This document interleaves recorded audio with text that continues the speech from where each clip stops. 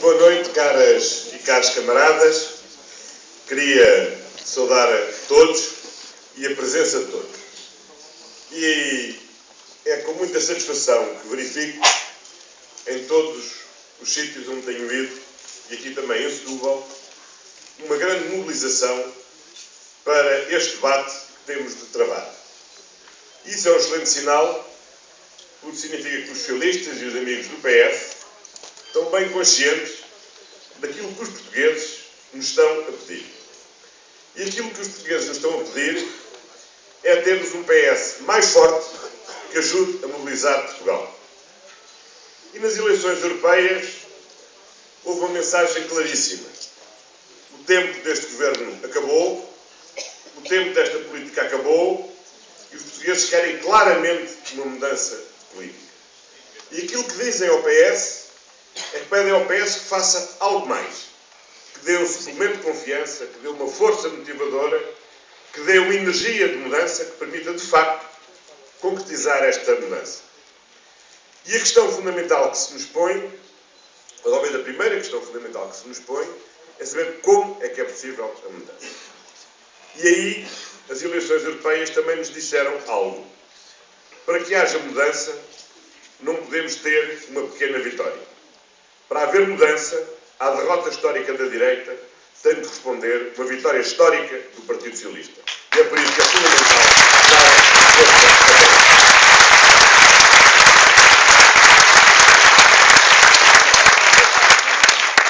Portugal precisa de um governo forte. E só há um governo forte se houver um PS forte. Porque uma coligação entre fracos não gera um governo forte. Um governo fraco não consegue dinamizar a concertação social. Um governo fraco não consegue estimular o diálogo político. Um governo fraco não consegue falar forte e negociar na União Europeia aquilo que temos que negociar para a defesa dos interesses nacionais. É por isso que é preciso um governo forte. E para que isso aconteça, é necessário que o Partido Socialista consiga converter em alternativa do governo aquilo que já é uma maioria claramente do contra a este governo. E todos nós temos reparado nos nossos contactos, no trabalho, com os nossos colegas, na família, na rua, que o radicalismo ideológico deste governo e a violência social que tem existido em Portugal alteraram e deslocaram profundamente as fronteiras tradicionais das nossas divisões políticas. Hoje, na oposição a este governo, não estamos só nós socialistas, nem só aqueles que estão à esquerda do PS. Na oposição a este governo e a pedir uma mudança de política, estão muitas pessoas que tradicionalmente têm estado à nossa direita e mesmo pessoas que tradicionalmente têm estado no PSD e que estão completamente descontentes e não se reconhecem mais naquilo que tem sido a prática política deste governo. E por isso o desafio que está colocado ao PS é o PS conseguir ser a força agregadora de toda esta grande maioria social que está contra este governo e conseguir-a converter numa força positiva de mudança e conseguir-la converter numa força alternativa do governo. Esse é o desafio que nos está a colocar. E é isso que é uma opção fundamental que o PS tem que fazer.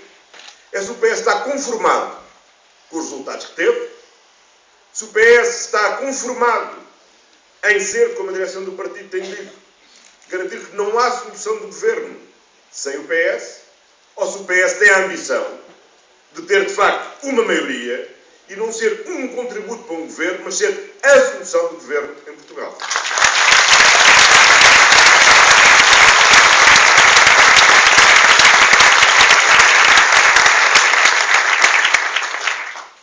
Todos se recordam do que aconteceu há 10 anos, quando foram as eleições europeias. Tínhamos tido 2 anos de governo da direita.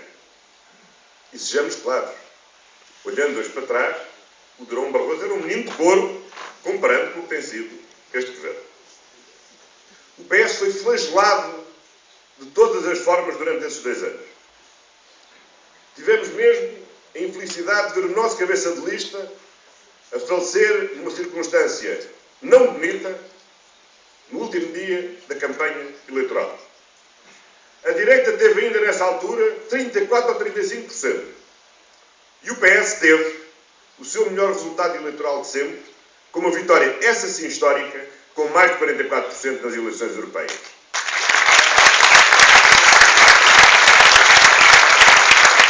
E foi esse resultado que lançou o PS para a vitória que, em menos de um ano, veio a ter, alcançando pela primeira vez a maioria absoluta nas eleições legislativas em 2005.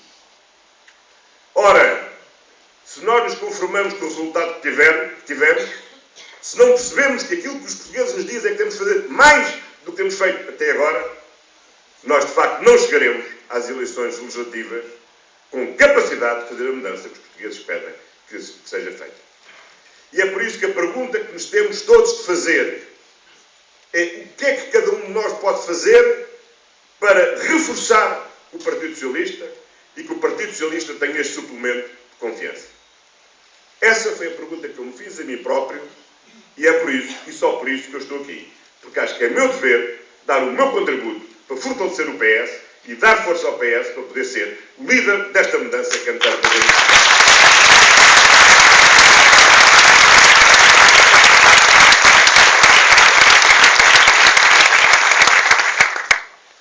A mudança passa, em primeiro lugar, por travar esta dinâmica de retrocesso social que tem sido conduzida pela direita ao longo destes 3 anos. É preciso acabar com esta ideia que o nosso futuro e o nosso desenvolvimento passa pelo empobrecimento coletivo e pela perda e esmagamento de direitos. Não. Este não é o caminho do nosso futuro. Primeiro, porque não é um caminho sustentável. Segundo, porque não é um caminho aceitável. Terceiro, porque não é um caminho desejável e por isso temos que acabar esta dinâmica de retrocesso social.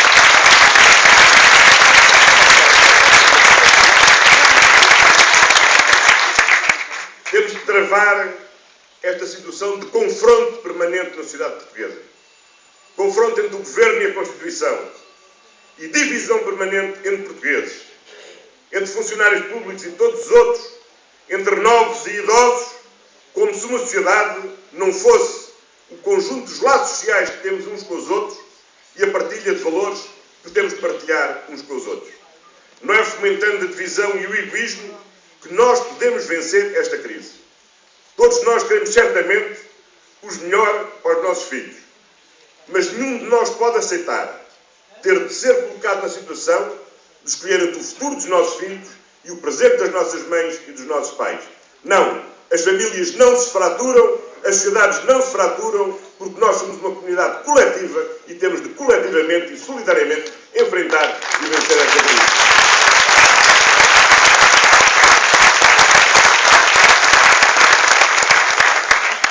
E, em terceiro lugar, é preciso deixar de ter uma postura subserviente relativamente à política que hoje é maioritária na União Europeia.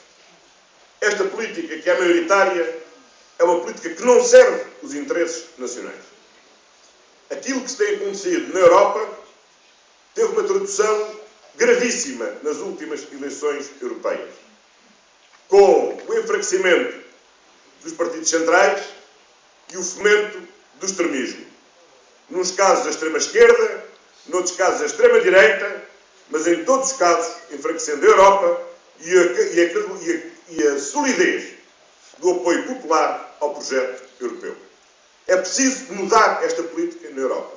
E é preciso fazer, sobretudo, num país onde esta política tem provocado danos muito graves no nosso tecido económico, danos muito graves no nosso tecido social e que implica uma mudança política. Todos sabemos que é evidente que numa comunidade a 28 é difícil prometer resultados de uma negociação. Agora, há uma coisa que todos nós sabemos, é que se não tentarmos, não conseguimos. E este Governo não tentou, pela simples razão que este Governo não quer uma mudança da política europeia, este Governo concorda com esta política europeia, quer prossegui-la, mesmo sem troca, mesmo para além da Troika, porque a corresponde à sua própria orientação política. E é por isso que é necessário mudar de Governo, para termos também uma voz na Europa que ajude a mudar a política europeia.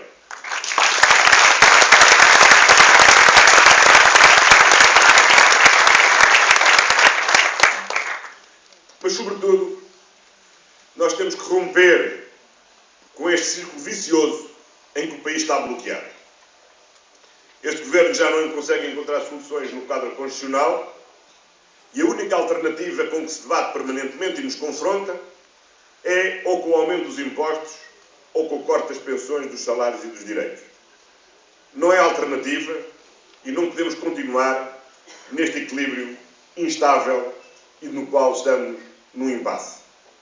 E para romper este impasse, a primeira coisa que temos que saber é o que é que nós queremos para o futuro do país. Porque não é possível dizer o que fazer hoje sem saber onde é que queremos chegar. E é por isso que nós temos que olhar mais longe e olhar como é que queremos estar daqui a 10 anos. Vamos olhar para um horizonte largo e ver como é que queremos chegar daqui a 10 anos e a comemorarmos os 50 anos do 25 de Abril em que condições. Porque nós temos, de uma vez por todas, de nos concentrarmos naquilo que são as causas estruturais que bloqueiam o nosso desenvolvimento.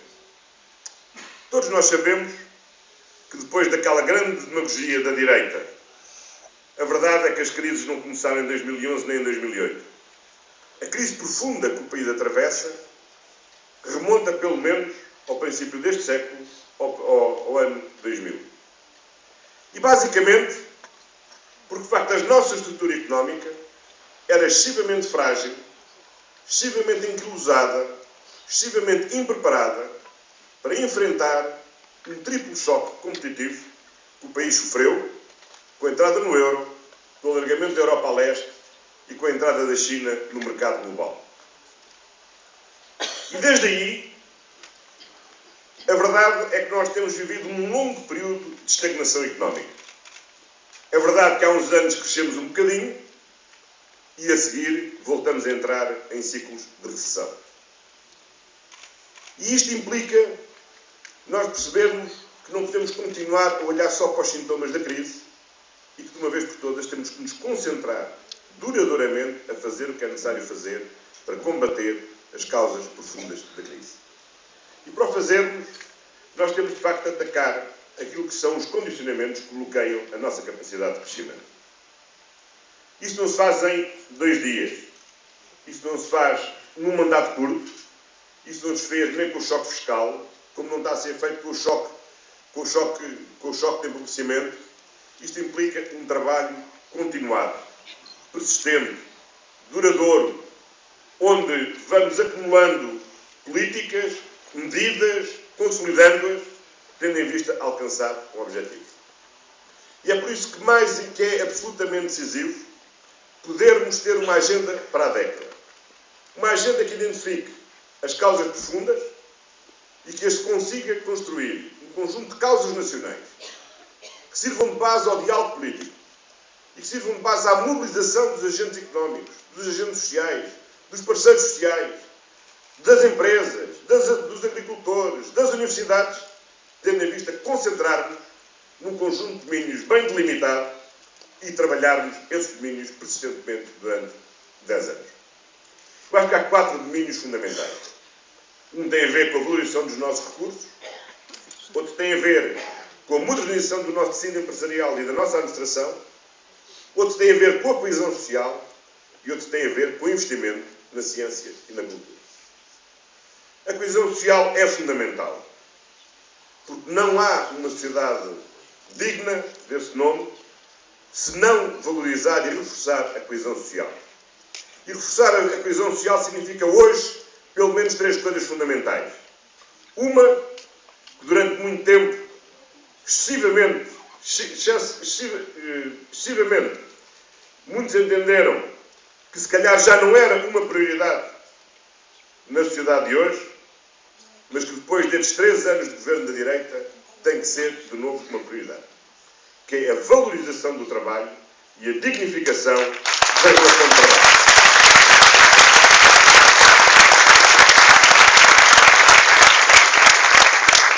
significa, em segundo lugar, a prioridade à igualdade de oportunidades. E a igualdade de oportunidades tem regredido. Os números que surgem sobre o abandono escolar são bem elucidativos do que tem acontecido nestes 3 anos. E continuar a aumentar o abandono escolar precoce significa comprometer o grande motor da igualdade de oportunidades, que é a escola.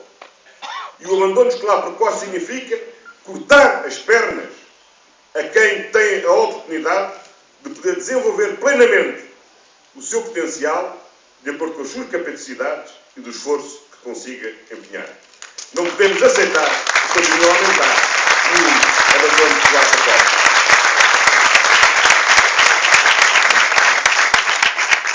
Mas hoje não nos basta garantir igualdade de oportunidades. Hoje, com o que tem acontecido ao longo destes últimos anos, é necessário voltar a bater pela promoção da redução das desigualdades. Porque as desigualdades têm aumentado e têm aumentado muito significativamente. Ainda a semana passada, a União Europeia divulgou as estatísticas sobre a taxa de carência severa. E aquilo que identificou é que quase 11% da nossa população, mais de 1 milhão de cidadãos portugueses, estão em situação de privação severa. Ou seja, sem acesso a bens fundamentais. E nós não podemos aceitar que haja 1 milhão de mulheres e homens em Portugal que esteja privado do acesso a bens fundamentais. E não foi sempre assim. Porque o que os números da União Europeia demonstram é que isto significou um aumento de 25% relativamente a 2012 e de 30% relativamente a 2011. Ou seja, nós estamos a andar para trás, o fosso está a aumentar e há cada vez mais pessoas em Portugal em situação de privação e isto é absolutamente inaceitável.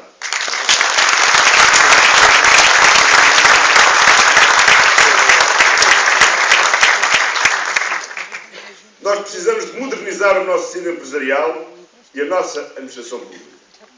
E modernizar a administração não é esta ideia que o Governo nos apresenta, que uma administração moderna é uma administração que não é administração.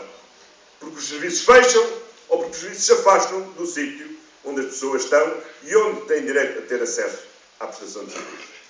Modernizar a administração significa certamente termos melhores formas de gestão, utilizarmos melhor as tecnologias, podemos modernizar a relação com o cidadão, como fizemos no passado com a loja do cidadão e devemos continuar a fazer, como fizemos com a modernização e a administração eletrónica em tantos e tantos domínios. Mas isso significa tornar a administração mais próxima, mais ágil, mais consistente junto das pessoas e não afastar a administração do pé das pessoas, como tem estado a acontecer com cortes sucessivos e encerramentos sucessivos.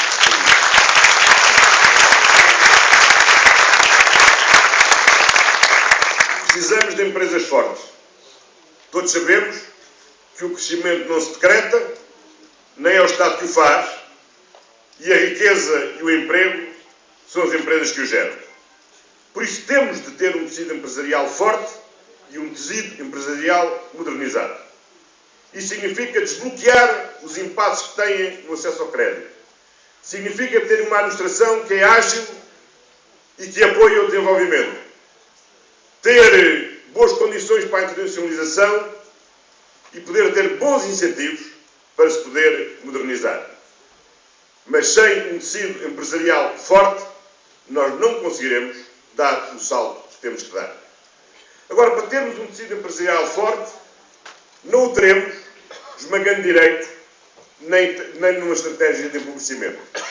Só o fortaleceremos e daremos competitividade ao nosso tecido empresarial, apostando na qualificação, na inovação, e isso implica investir na ciência e investir na cultura. Porque investir na ciência e na cultura é investir nas condições da sociedade do conhecimento. E a sociedade do conhecimento é aquilo que nos permitirá modernizar o tecido empresarial, que nos permitirá ter uma sociedade com mais iniciativa, mais criativa, com mais capacidade de risco, com mais capacidade de inovar. E isso é um investimento estratégico que temos de ser capazes de fazer e fazer sustentadamente. E não podemos continuar a ter anos em que temos governos socialistas onde há esse investimento e anos onde o PS é para a oposição e esse investimento é cortado. É por isso que temos que ter mais renda, rentabilidade e continuidade a este investimento.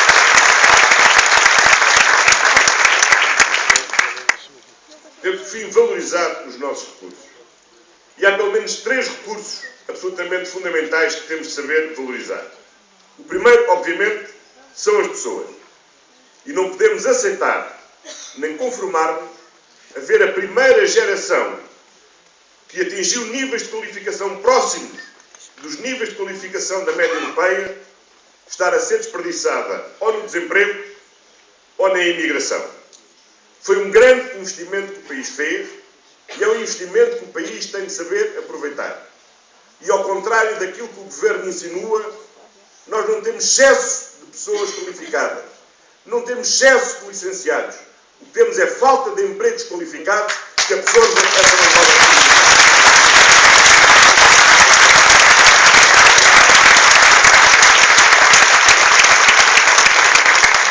Assim como não podemos desperdiçar as mulheres e os homens da minha geração, que estão hoje brutalmente atingidos pelo desemprego e que arriscam sofrer um desemprego de longa duração.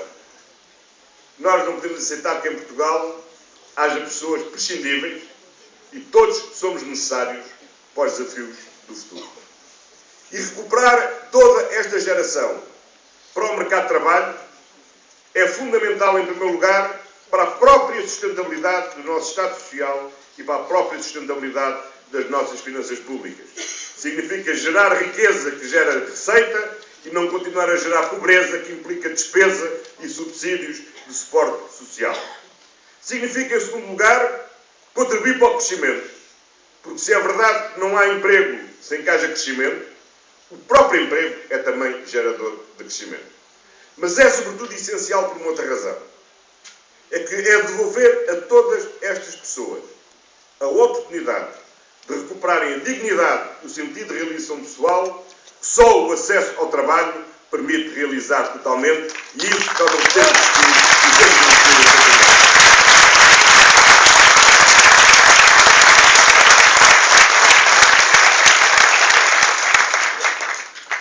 Temos um segundo recurso fundamental, que é o nosso território. E sobre o nosso território, nós temos de facto de ter um novo olhar. Um olhar numa dimensão que é, aliás, fácil de ter aqui no Distrito de Setúbal, que é compreender que 97% do nosso território é mar. E que nós que utilizamos tanto o mar para descobrir tanto mundo, temos ainda muito do nosso mar para poder descobrir na toda a potencialidade dos seus recursos. Mas o mar, para além dos recursos que nos pode oferecer, o mar dá-nos um posicionamento estratégico da maior importância neste mundo globalizado. E temos de ter consciência que nos próximos anos o mundo vai girar de uma forma diferente. As últimas décadas, o centro do mundo deslocou-se muito para o Pacífico, entre os Estados Unidos e a Ásia. Mas o mundo está a girar. Está a girar porque com a duplicação do Canal do Panamá, as rotas atlânticas vão ser revalorizadas e a mutação energética que está em curso nos Estados Unidos vai também recentrar no Atlântico grande parte da sua importância geoestratégica e das oportunidades de resolver os problemas energéticos. E isso significa que Portugal, e designadamente o Distrito de Setúbal, tem um posicionamento absolutamente estratégico que não podemos desperdiçar e no qual temos de investir. E esse novo olhar tem também existido sobre o nosso próprio território continental. E verificar que aquilo que temos que habitualmente designado por interior, verdadeiramente é a parte do nosso território que está mais próximo do centro do mercado ibérico. Nós, durante séculos, construímos uma muralha de defesa relativamente à Espanha. Depois tivemos décadas orgulhosamente sós. E isto foi-nos representando uma dimensão do nosso território como sendo um retângulo isolado, todo projetado sobre o litoral, e depois tinha umas traseiras, que nos fomos habituando a chamar de interior. Mas esse nosso posicionamento acabou há muitos anos. E nós temos que ter agora um novo olhar sobre o nosso território. E perceber que, no fundo, temos que ter o país organizado em duas frentes. Uma frente da fachada atlântica, que nos projeta na globalização, mas esta frente fronteiriça que nós temos e que nos tem que projetar sobre o mercado europeu e sobre o mercado ibérico. O mercado ibérico são 60 milhões de habitantes. Significa resolver um problema histórico que nós temos, de termos um pequeno mercado que não dá dimensão, que não dá músculo para gerar um tecido económico mais competitivo. Ora, nós não podemos desperdiçar essa oportunidade. Só nas regiões de fronteira, nas regiões espanholas junto à fronteira, estão mais 6 milhões de habitantes. O que significa aumentar 60% o nosso mercado. E se nós formos vendo capital distrito a capital distrito dos nossos distritos de fronteira, nós verificamos que praticamente a meio caminho temos mais do dobro da população. Viana do Castelo está a cerca de 100 km do Porto e a 114 km ou 120 km de Pontevedra, que é a província vizinha. E só na província vizinha de Viana do Castelo estão 900 mil habitantes. No conjunto da Galiza estão 2 milhões e 700 mil habitantes. Se formos para Castilha e Leão, temos mais 2 milhões e 230 mil habitantes. Se não contarmos com a Andaluzia, o conjunto destas províncias são 6 milhões, destas regiões, são 6 milhões de habitantes. E é isso que nós temos que olhar para o interior e perceber que, de facto, não resolveremos o problema dessa parte do nosso território só com discriminação positiva, só com autoestradas, só com equipamentos. Não, só resolveremos se dermos uma nova função, uma nova utilidade a todo esse território. E para fazermos, temos que ter esta nova ambição de projeção do mercado ibérico.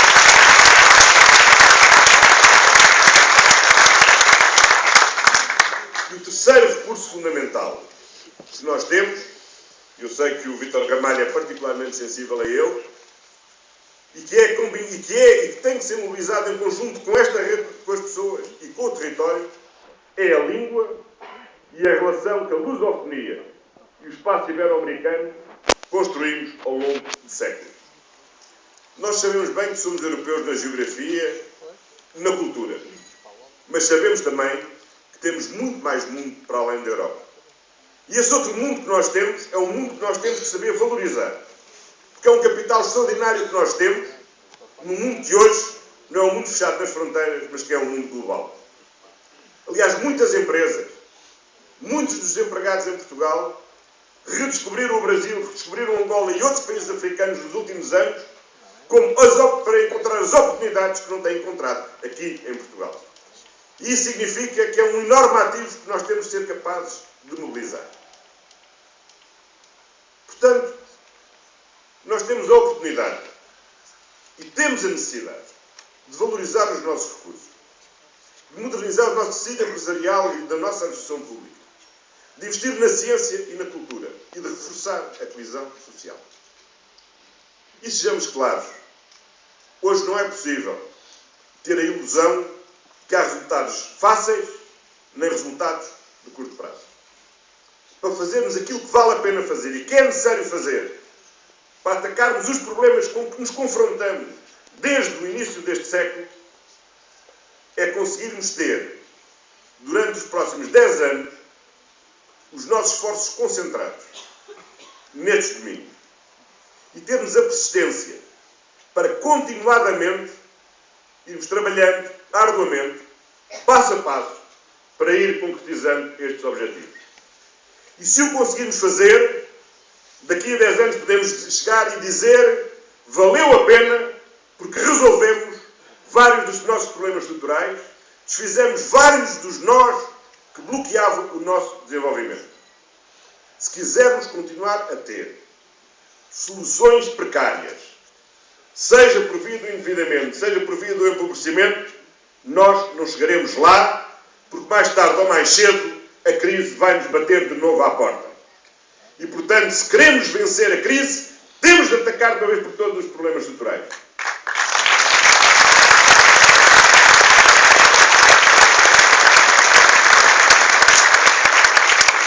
Mas para termos capacidade de construir esta agenda, de a fazer partilhar por todos os agentes políticos, para podermos conseguir mobilizar os parceiros sociais em torno desta agenda e para termos condições de estabilidade que nos permita dar continuidade a esta política, nós temos de ter um governo forte a sair das próximas eleições legislativas.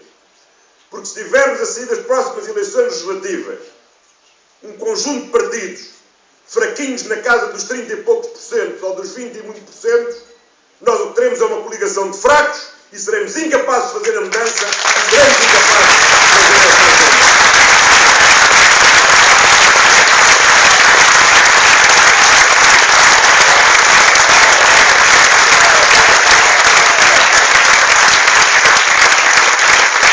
E é por isso, camaradas, nós não podemos estar conformados.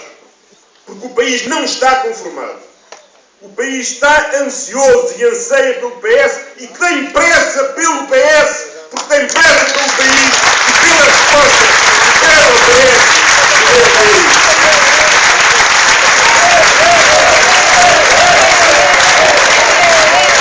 É por isso que o lema da minha candidatura é mobilizar Portugal. Mas para mobilizarmos Portugal temos de dar força ao PS. Força PS!